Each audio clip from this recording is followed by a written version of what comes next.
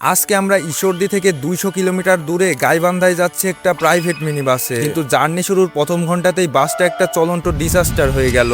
AC চালু আছে কিন্তু ভেতরের তাপমাত্রা 50 ডিগ্রি চৈত্রমাস, আর অর্ধেক রাস্তা যেতে না যেতেই দুইজন অলরেডি বমিও করে দিল। উপায় না পেয়ে জানালা খুলে বাতাস খাওয়া আর বাহিরের বড় বড় বিল্ডিং দেখা শুরু করলাম, কিন্তু ক্লান্ত হয়ে বাসটা সাইড করে হালকা নাস্তা আর কিছু ওষুধ খেয়ে আবারও রওনা দিলাম। কিছুক্ষণ পর সবাই তো ঘুমিয়েও পড়ি, হঠাৎ সামনের গাড়িতে খেয়াল করে দেখি মেহের ওইখানে ডান্স শুরু করে দিয়েছে।